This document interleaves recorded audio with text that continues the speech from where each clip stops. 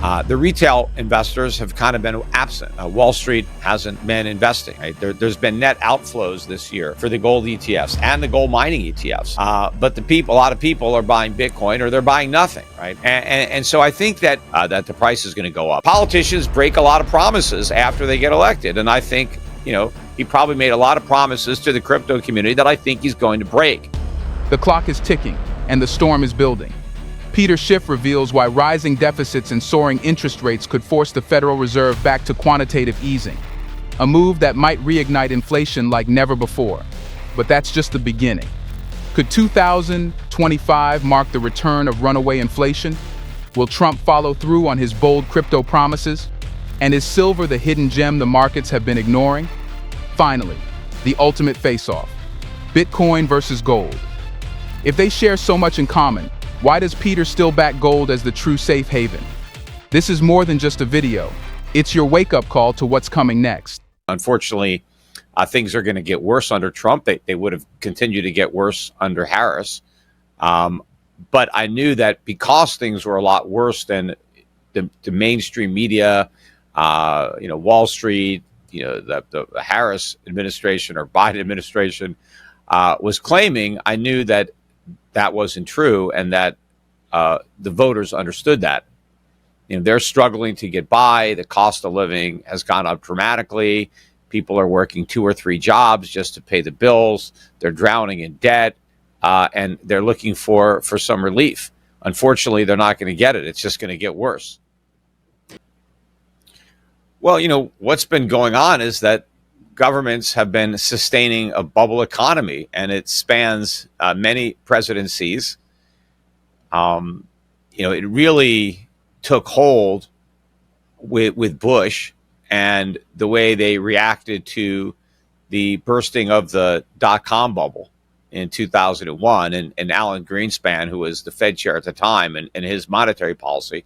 But those reckless policies have continued now for more than 20 years, 25 years almost, and they've done tremendous damage to the structure of the economy, which was already damaged somewhat before they began, but now it's so much worse. So we just have these enormous fiscal imbalances, huge trade deficits, huge budget deficits, and the whole economy is just built on debt and consumption, and it's going to implode because it's unsustainable. They're trying to sustain it by going deeper into debt.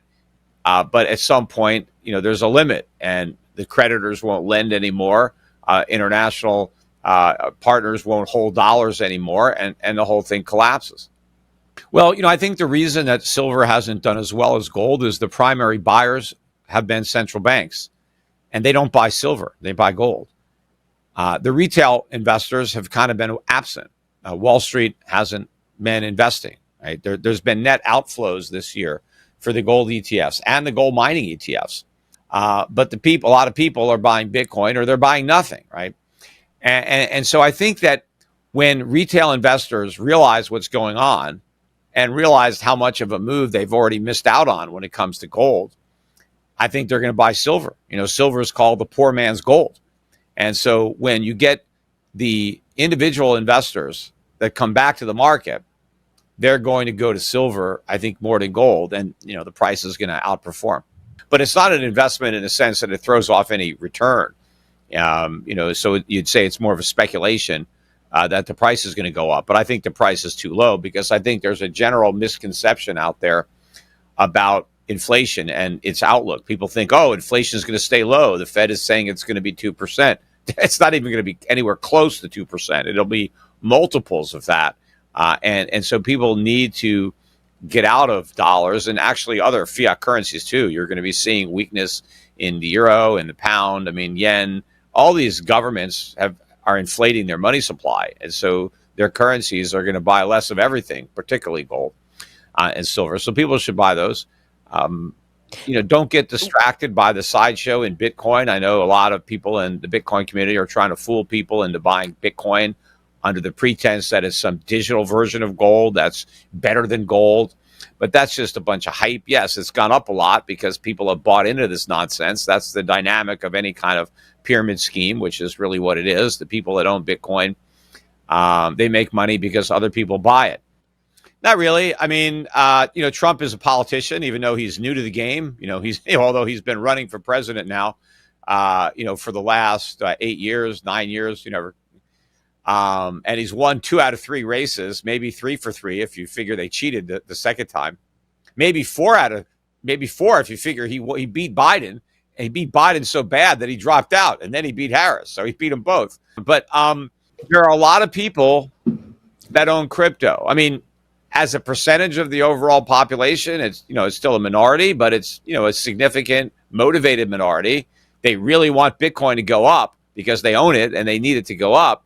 And so I think Trump was very smart in cultivating their support and pandering to that special interest group, because he didn't lose any votes. You see, there's some, single issue votes, like let's say abortion, right? You come out pro-life and you lose the pro-choice people. You come out pro-choice.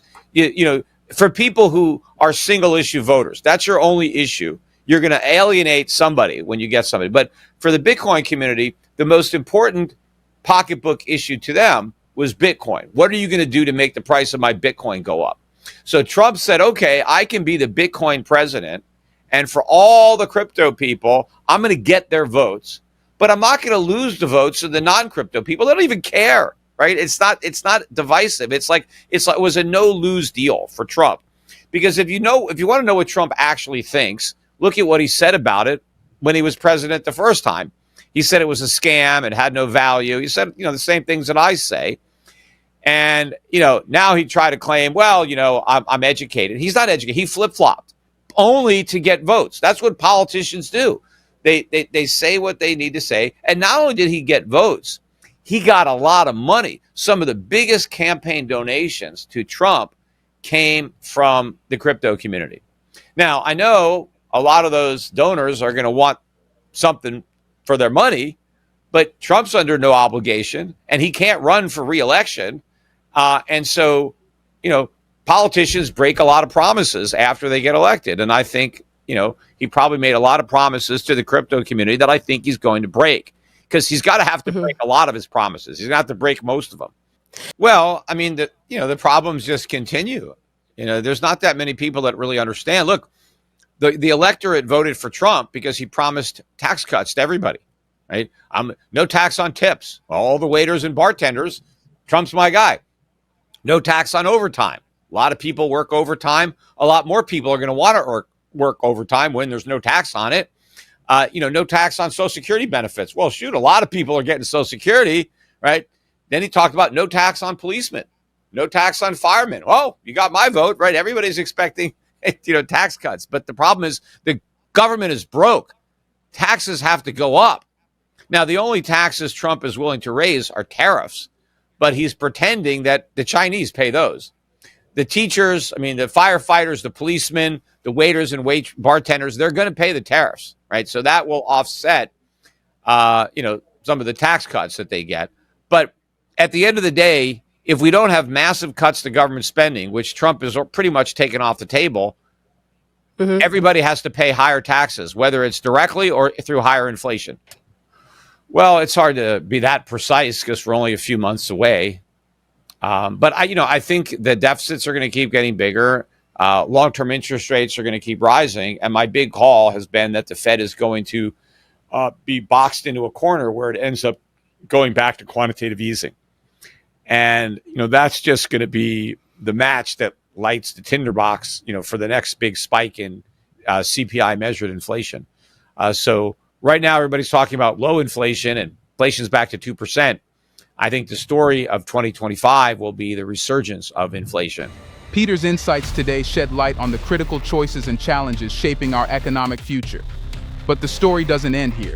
There's always more to uncover. If you found this discussion eye-opening, don't forget to hit like, subscribe, and turn on the notification bell so you never miss the next big update. Share your thoughts in the comments. What do you think lies ahead for inflation, crypto, and precious metals? Thanks for watching. And remember, understanding the economy is the first step to staying ahead of it. See you in the next one. Double asterisk.